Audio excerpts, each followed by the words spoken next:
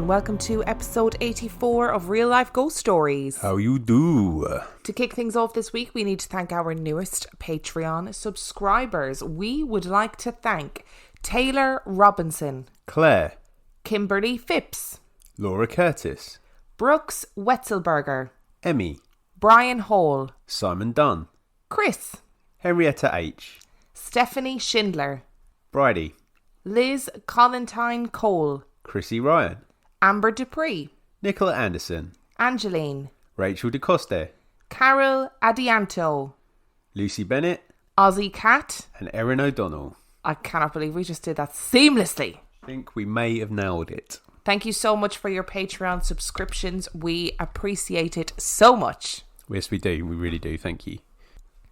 We have another promo for you this week.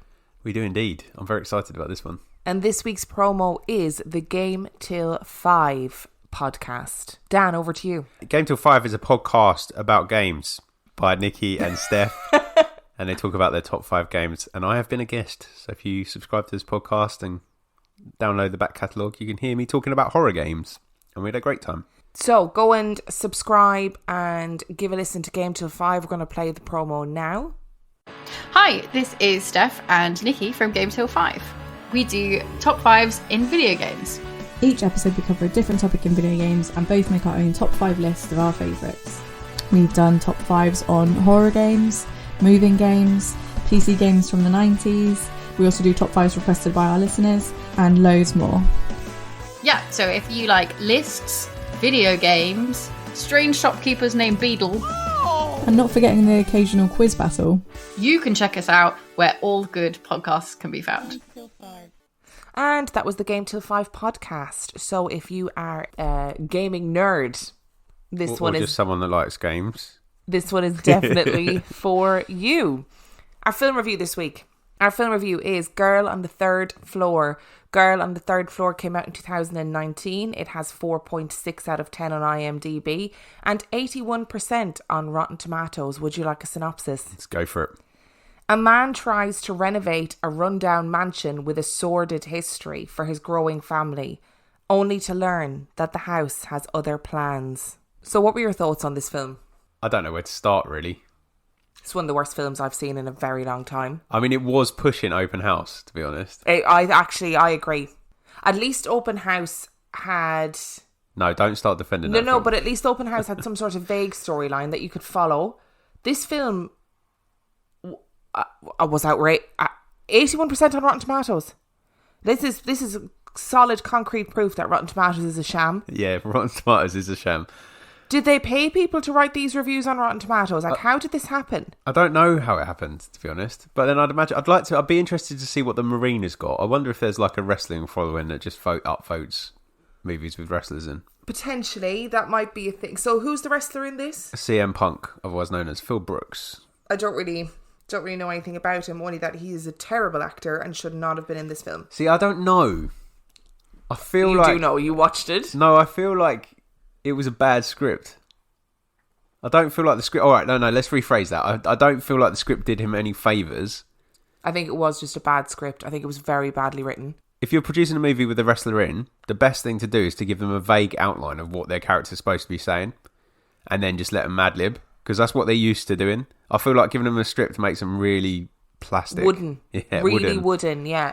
Like, really, like, it was embarrassingly wooden at times. But there were moments where he was working alongside a better actress where he was okay. I felt like the bits where he was talking to the pastor on the porch were actually okay because they felt a bit natural. But he doesn't have the skill or the talent to be able to carry a film. And his character carried the film. Yeah.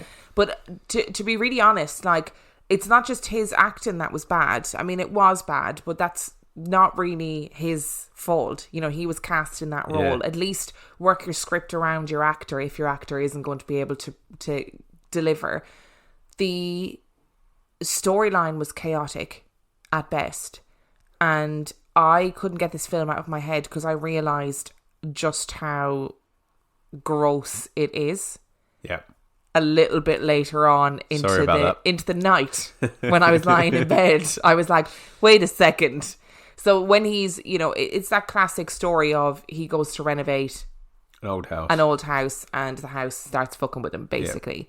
Yeah. There are going to be spoilers in this review, so please feel free to skip forward. But his character is a dick. Like, his character is an awful man. Yep. You're not meant to like him. But I feel like in a horror film, you kind of need to have at least somebody to root for.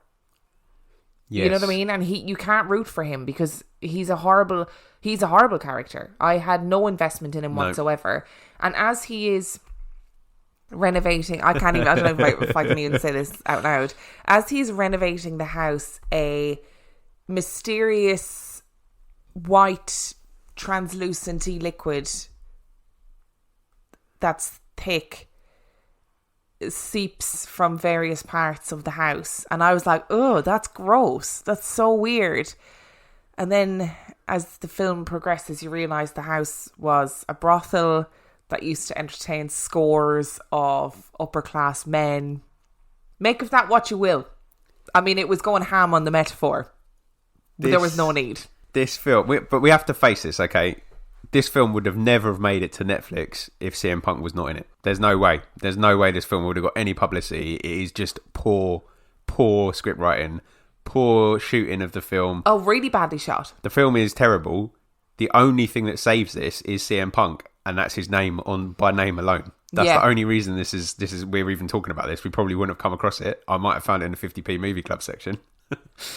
But we wouldn't have been talking about it otherwise. So, and if you found this in the 50p movie club section and you watched it as a 50p movie club movie, you'd rip it to shreds, you and Dave Keane. Like, it wouldn't be a 50p movie where you'd go, oh shit, this seems like it's going to be a bad movie, but it's actually okay. At one point, there's like this woman who's horribly disfigured, but I don't really... They tried to make some sort of explanation for her, but there was no explanation really. I'm just going to tell you. Well, he doesn't die, but he gets injured by marbles going into his skin. Yeah. But again, this woman has the power to control marbles, but it's not really explained. I don't know. It's just awful. The whole script is just appalling. The dialogue is terrible. There's loads of shots where the person that's talking is centered to the camera. And it's just like, I don't even think this guy went to film school. I think he's just like a dude. Like, I don't understand how this film got made. Or how they afforded to have CM Punk in it. Like, I know he's not a well-known actor, but the name, you pay for that name, don't you? Like, it will get eyes on it. I just don't understand how this exists. No, me neither. And it's just gross and it doesn't make any sense. Like, it really doesn't make any sense. In terms of a story, like, it had, in somebody else's hands, it would have great potential to be like a classic horror moralistic tale or a kind of look at gender roles in society from a horror perspective. Could have been brilliant, but actually was awful. There was the potential to do all of those things because certain parts of the story were interesting, but they just glossed over it and didn't give any context and just... No, it's just terrible. Oh God, it was awful. I don't know whether I hated it more than Open House. I think I did. I didn't hate Open House as much as you did, but I really hated this film. There's that really long, drawn-out battle scene at the end as well, inexplicably, with a character that we've not actually met the entire way through. Very, very strange. What are you going to give this out of 5? Half. What's the half for? Because it made me laugh. It did make both of us laugh quite uproariously at various points. There was a lot... This is the type of film where there was a lot of us looking at each other going, did that character really just say that out loud in 2019 in a script? Okay, yes, somebody wrote that down and nobody removed it from the film. Do you know what my half is actually for? What? It's for his friend that comes to fix up the house. Good actor. And his voice. Gorgeous voice. Yeah, we'll he needs to be cast again, and I'd like to direct CM Punk. I think I could get a better performance out of him. Well, Netflix, keep that in mind, please. I'm going to give this a 0. The reason I'm giving it a 0 is because I lay awake after watching it, feeling sick to my stomach with the realisation of what was dripping from the walls. That was a detail that was...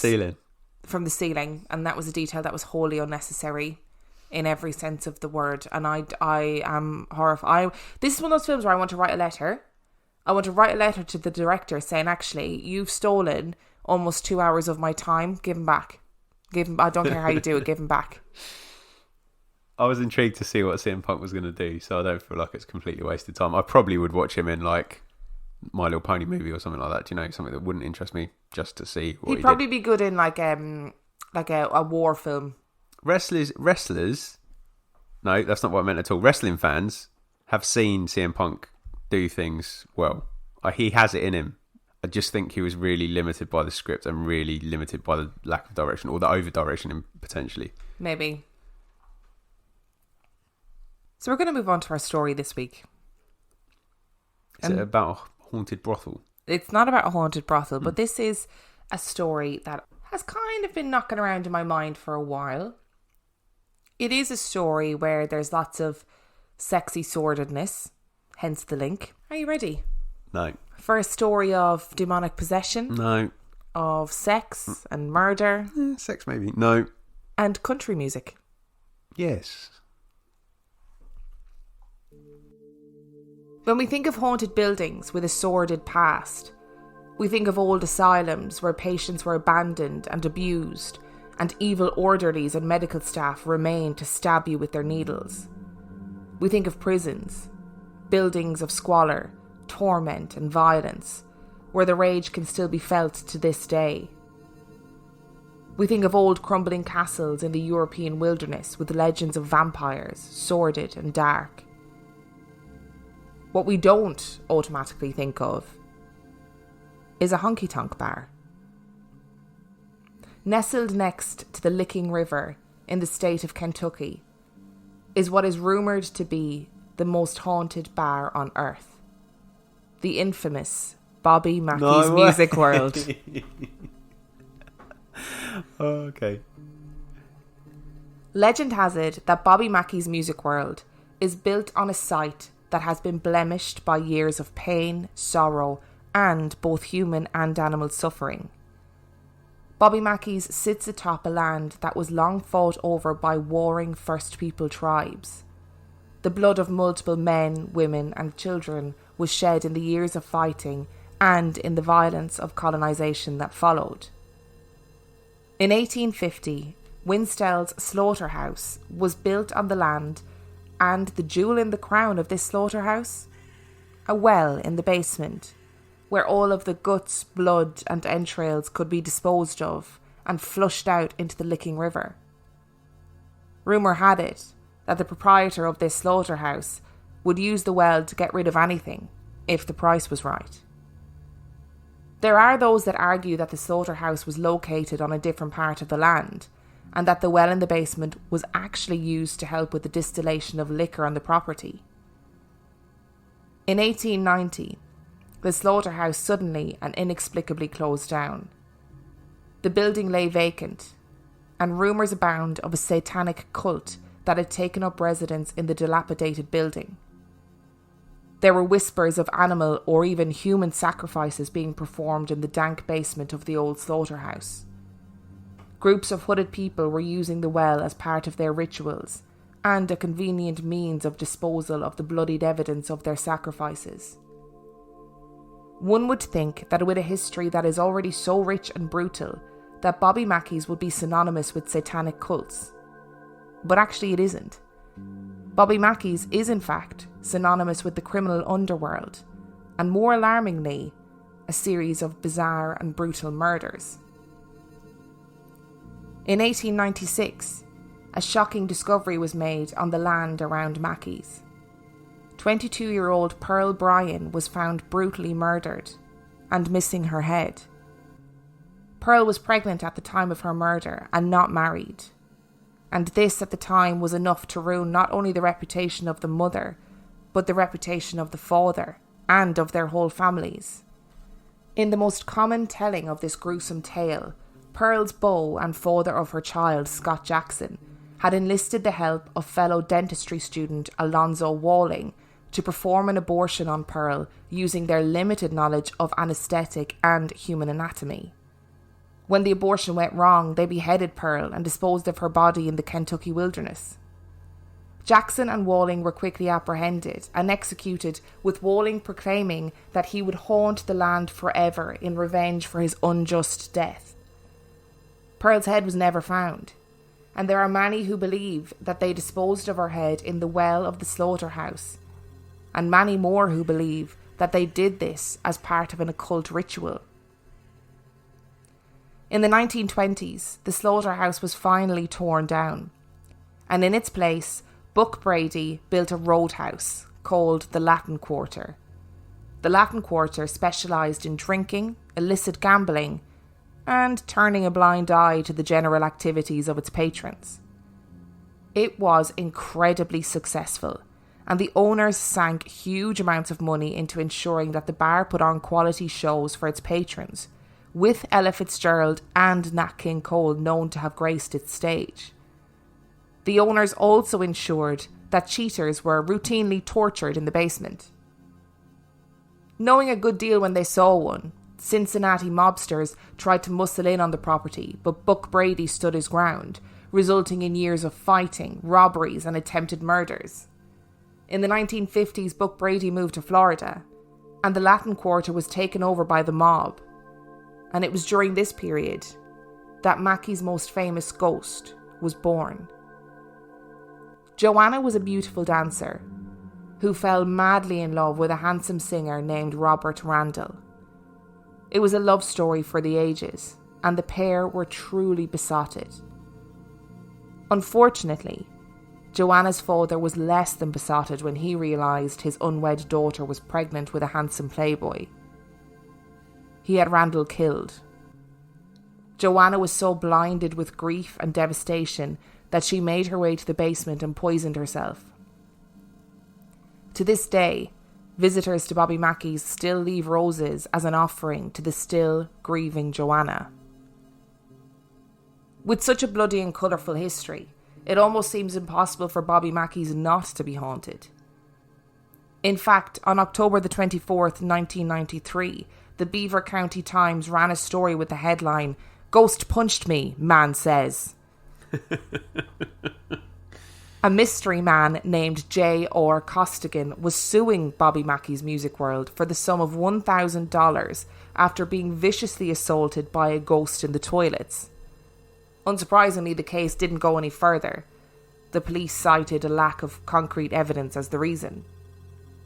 There are multiple accounts of ghostly activities in Bobby Mackey's. People being attacked, shoved, scratched, bangs, singing, apparitions of the Headless Pearl, and the smell of the ghostly perfume of Joanna. But there is one ghostly encounter that is perhaps the most interesting. And it is one that played out on national television, on none other than the Jerry Springer Show. Carl Lawson awoke with a start. The sound of music flooded his apartment from the nightclub below. He jumped out of bed and fumbled for his clothes, sure that some drunken idiot had broken into Bobby Mackey's in order to have a secret drink and a dance. He stumbled downstairs and was met with a bizarre sight. The bar was completely illuminated, and the jukebox thundered out the tune of the Anniversary Waltz into the empty air. There was no one to be found, and all of the doors and windows were secure. Eventually, after unplugging the jukebox and switching off all the lights, Carl went back to bed, trying to rationalise what had just happened. You see, Carl was strangely used to these types of occurrences. Years ago, before Bobby Mackey took over the establishment, Carl had had a strange encounter with a giggling woman in the bar. The bar was empty, and he turned to be confronted with a beautiful girl. She giggled and asked, "Where's Robert Randall?" Carl explained that he didn't know anyone by that name. She responded, harsher this time and with no giggling, "I'm not leaving until I see Robert Randall." Alarmed and also thinking about how to remove the woman from the bar, he turned to grab the phone to hand it to her. But she was gone, vanished into thin air. Bobby Mackey always said he felt drawn to the building, like he was destined to be there. Janet, his wife, was not so sure. She had an eerie feeling of foreboding and begged Bobby not to open the club, but he had invested every single penny he had into it. They employed Carl to help with the renovations, and the ghostly attacks on Carl and Janet began almost immediately. Whatever was in Bobby Mackey's seemed to have an intense dislike for those two in particular. Janet reported that a ladder began to shudder and vibrate in front of her, and then seemingly walked across the floor and was thrown at her. She was pulled out of harm's way on this occasion by Carl, who happened upon the bizarre sight. She was then physically attacked in the kitchen, witnessed again by Carl when something grabbed her and squeezed her around the middle, and evil laughter echoed around the kitchen as pots and pans flew at them like missiles. Carl was physically assaulted and knocked unconscious after being pummeled by the entity, and phantom gunshots rang out around the property. But equally as disturbing were the strange noises that travelled through the vents from the basement. After Janet was forcibly grabbed and shoved up a stairs by unseen hands, which resulted in her going into early labour, Carl went to a church. He filled a soda bottle with holy water and sprinkled it all over the basement, in the hopes of calming whatever entity was wreaking havoc.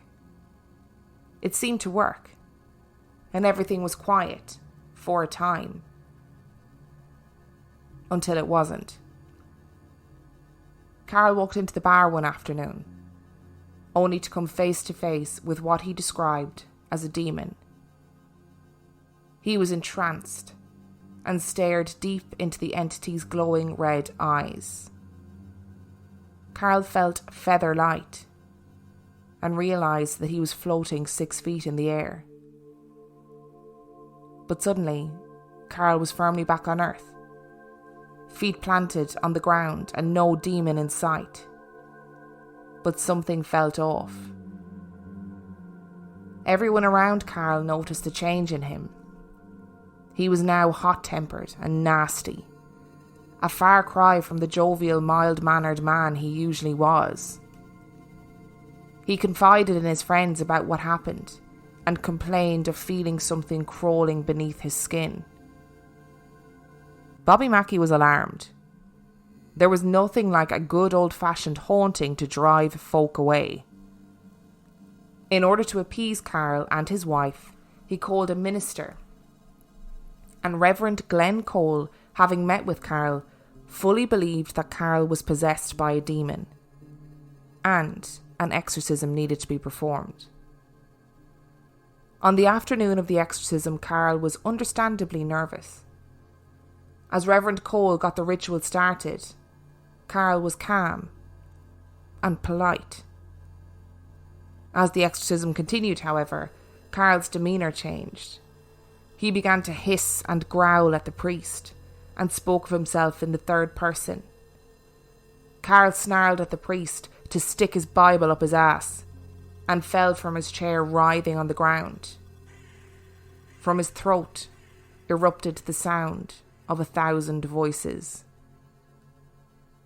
Reverend Cole battled the demons inside Carl for 6 long and gruelling hours, and eventually Carl's body relaxed.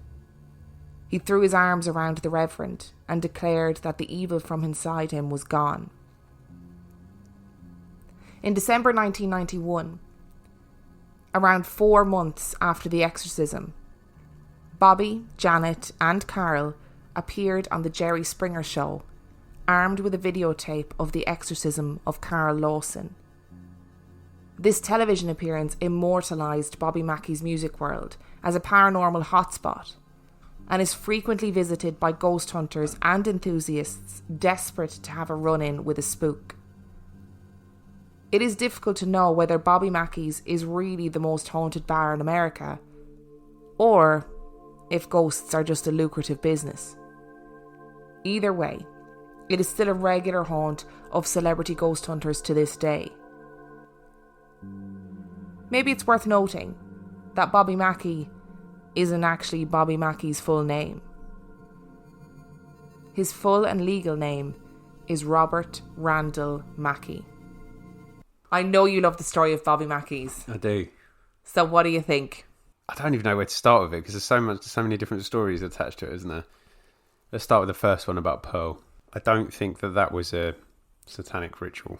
It was a real murder. So just to clarify for people listening, the murder of Pearl Bryan really did happen. You can look it up. It was horrendous. And there's I went with the most common story, but there's some people that believe that actually her boyfriend and his friend actually just took her off into the wilderness and straight up murdered her. Yeah. When they found out she was pregnant, there was no guise really of an abortion, but then she was drugged. So there's lots of different stories about it. The only problem is that it has nothing to do with Bobby Mackey's. Is it not on the land? No. Oh, okay. It's in the area. Yeah. But it's got nothing to do with Bobby Mackey's. And at the time, apparently, the slaughterhouse was far away, not on the site of Bobby Mackey's. It was further away on the property. And on Bobby Mackey's site was a distillery. And the well was in use at the time because it was being used for like bootlegging and distilling liquor. Okay. So Pearl Bryan is a big no from me because she has nothing to do with the property. Yeah, but it's still a story. Oh yeah, it's still a story. It's a real story, but it's just been accredited to Bobby Mackey's. Yeah, but I don't think the murder was satanic anyway. I think they probably just chopped her head off to like slow down the identification. Absolutely. But then randomly left her shoes on, and her shoes, they just tracked where the shoes were made. Oh. And that's how they found out who she was. Well, maybe they weren't as bright as they thought they were. It does happen. It does happen, doesn't it? But the head could still be down the well of the distillery, right? Couldn't someone have just thrown it? And nobody can see what I'm doing. Couldn't someone have just thrown it down the well? Absolutely. Yeah. So it could still be on Bobby Mackey's site then. It could still be, potentially, but there's loads of people who don't think they ever threw it down the well at all. It must have gone somewhere, the head, right? Yeah, there was a head found years later, but a skull, and they didn't have the means to DNA test it, so there's no proof that it was Pearl Bryan's. So that kind of violent murder would probably leave a ghost, and then the two got executed, right? Yes, they got hanged. And then maybe they come back and they're knocking around as well. Apparently they are, yeah. Yeah, so that's 3 ghosts. Not necessarily on Bobby Mackey's, but in the area. Just all wandering around the general area. Now, I'm pretty sure that the Joanna story is based on truth, but a little bit fabricated in the fact that she wasn't called Joanna. Or there's no record of someone being called Joanna dying of poisoning, something like that. Right. Do you want to continue, or shall I tell you about Joanna? Tell me about Joanna first. The legend of Joanna has been born of Carol Lawson. Allegedly, Carol found a journal but promptly destroyed it in a fire, and he rewrote the story of Joanna as he saw in the journal, but then destroyed the journal. So the only knowledge we have of Joanna comes from Carol Lawson. Yeah. Robert Randall was a real dude, because I've seen pictures of him. The singer? Yeah. And I think he was offed as well. I think he was murdered, but I think it might have been to do with mob dealings rather than a jilted lover. Yeah, I read a book called The Ghost. I left the link in the description to the book. It was actually really good. It was this guy who's a paranormal investigator wrote it, but he kind of debunks a lot of the stories in terms of historically. But what he does do is explore the mob links of Bobby Mackey's really well. And he interviewed loads of people who were completely refused to be named, who said, they definitely dragged bodies in and out of that well. They did awful things in that club. But that's why it was so successful. That's why not Bobby Mackey's, but the one before it, I can't remember what it was called. The Latin Quarter. The Latin Quarter was so successful, wasn't it? Because the owner was just like, as long as you buy my drinks, I'm not going to pay any attention to what's going on in here, which probably worked really well. And if that's in the 30s as well, was it a bootleg place during Prohibition? So it was illegal anyway to be open. It was raided all the time, apparently. Like, it was just a real cesspit of the underbelly. And then they set it up so the Latin Quarter was also a cabaret. Like, it just sounds amazing in all the stuff that went on there. So they had like gambling, they had cabaret dancers. They had really amazing singers like Ella Fitzgerald and stuff that played, and then kind of in the basement they were torturing people at the same time, and all like, so a lot of dark stuff definitely happened there during the mob years. Yeah. So I don't think there's a lot of value in the Joanna story, but there definitely could be a female ghost haunting that place, because you don't know what went on there, do you? No, you don't. And often girls who were dancers or girls who were sex workers or whatever were seen as disposable, which is really sad, but it is a sad reality. I don't think if you had a journal that was that interesting that validated something that you were claiming was happening on your site, you'd get rid of it. I agree. I agree. So he's the one that created... It's a good little story. And perpetuated the Joanna story. Essentially Romeo and Juliet, isn't it? Yeah, it's good. Very star-crossed lovers. Zach Bagans steins out on that story every time he's there, so... I know, I refrained from mentioning him on purpose because I just couldn't be arsed with it. But so I don't think that particular story is correct. The ghost of Robert Randall might be knocking around there, because I do think if I remember correctly, I do think he was killed. And he definitely performed there, because I've seen evidence of that. They've shown on various different shows that have visited there, they've shown evidence of him, but nobody's been able to produce anything of her. So he might be knocking around. I think it probably is haunted. I just don't think they've got a lot of evidence of who died there, because it was all in a shroud of secrecy, wasn't it? Mob bosses don't tend to let you know who they've killed. No, it's kind of the point, really, isn't it? So there's probably hundreds of bodies down that well. So it probably is a really dark place. There was a guy who was interviewed, who said he used to bootleg up and down the river. Yeah. And he would deliver spirits to Bobby Mackey's. And one day he was delivering whiskey or whatever, and the mob gave him 3 barrels full of cement. And they just said, don't ask what's in them. You need to take them as far away as your route goes and dump the barrels into the river. And the guy was like, okay. He just went for it. He just didn't ask any questions, but he firmly believed that there were at least 3 bodies in those barrels. So you've got a lot of shady stuff going on. So the dark forces are probably around there. I don't know how far to believe Carl's possession. I've seen bits of the video and it is horrifying, but I feel like if you were going out of your way to stage something so that you got visitors and interest, I feel like you could pull that kind of stuff off. I've linked the videos of Carol's exorcism in the description of this episode, so feel free to go and watch them if you want to. I've also linked the Jerry Springer episode in the description. That I'd like to see. It's interesting because we always think of Jerry Springer and indeed like later Jeremy Kyle, of those kinds of things, as being bear baiting bloody looks at people who are cheating on each other and lie detector tests and all that. Taking advantage of vulnerable people, basically. Jerry Springer was hugely popular in the 90s. Well, I think I never paid a lot of attention to him because they weren't particularly interesting as a younger person, because there wasn't the fighting and stuff. But I seem to remember he had almost a legitimate chat show episode once a week as well, where where he used to speak to people like properly. So this episode of the Jerry Springer show was so 90s. The introduction is incredible, stunning, and then he does a genuine chat show episode with Carol, Janet, and Bobby Mackey. I just wonder if Bobby Mackey is an incredibly shrewd businessman. I think maybe stuff potentially did happen. I don't think Carl Lawson was a very well man. He passed away actually in 2012. I think at that period of time there was the potential that he was actually quite unwell. Yeah. Rather than it being anything really demonic. And I think rightly or wrongly, Bobby Mackey capitalised on that.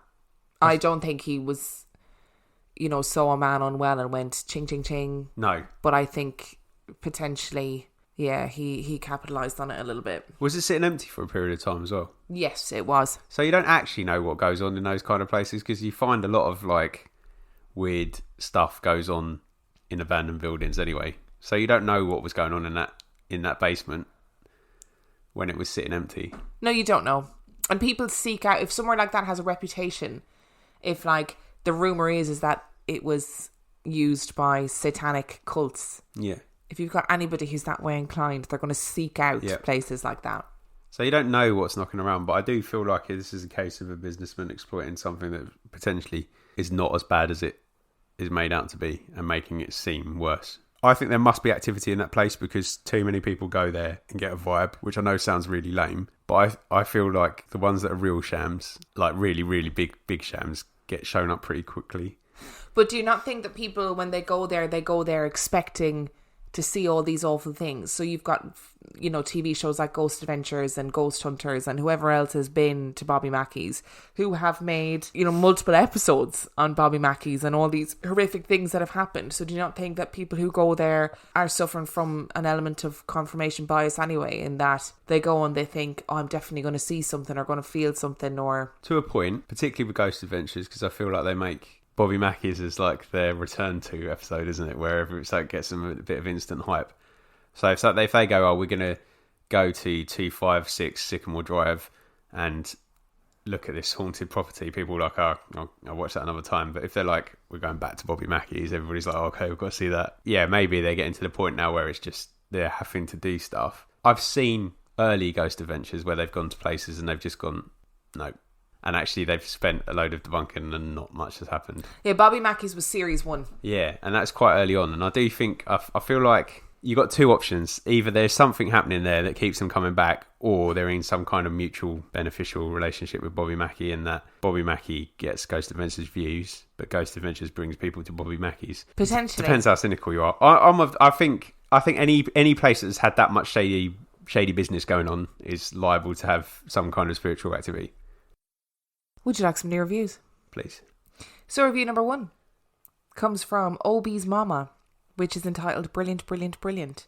I heard about this podcast from the guys of Brohio, and I can't thank them enough. I love everything about the show. I've binged almost every episode, and I can't get enough. Keep it up. Thanks. Thanks very much. The second one comes from Ahoy Alex. Brilliant banter about blood-curdling beings. I love a bit of alliteration. That's a good title. I'm glad I stumbled upon this podcast. The hosts are so likeable. I feel like we've been mates for years. The spooky content and movie reviews are a hoot. Hello from Australia. Hello, Alex. Hello. In Australia. And finally, Mom, Fam, Mam.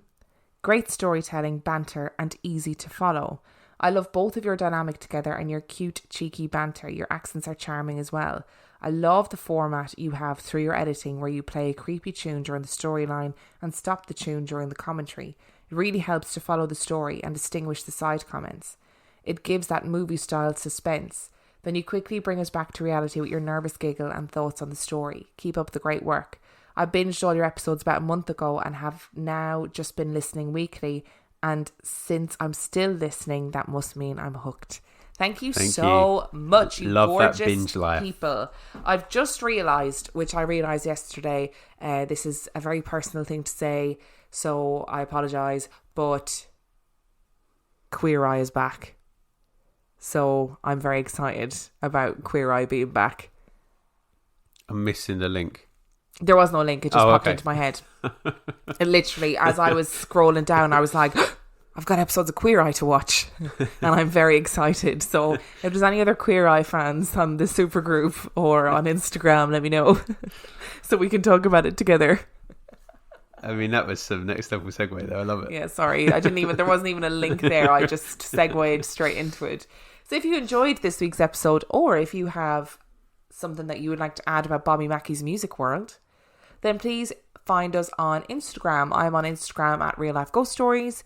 Dan is on Instagram at 50p Movie Club. We are on Twitter at Real Ghost Pod. You can find us on Facebook, Real Life Ghost Stories Podcast. Give the page a like, leave a review if you feel so inclined, and join the supergroup or LGS supergroup. And the password is Emma and Dan. You can send in your spooky story to Real Life Ghost Stories Podcast at gmail.com.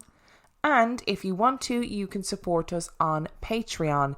Patreon is a website where you can get extra content.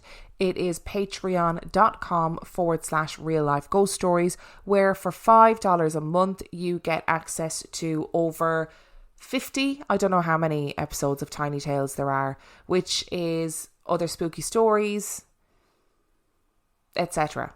Etc. That was really bad, wasn't it? I'm not really selling this very well. And if you sign up for $2 a month, you get what? You took me by surprise there. Episodes, plural, of 50p Movie Club, which is my little sister podcast, which I used to do with Will, and I now do with Dave Keane, where we watch a movie from the 50p section of CEX, and we talk about it. And it's normally quite a bad movie, but it's fun. And if you want to subscribe to our YouTube channel, buy our merch, all that stuff, the links are all in the description of this episode. And on that note, we shall see you next week. Bye!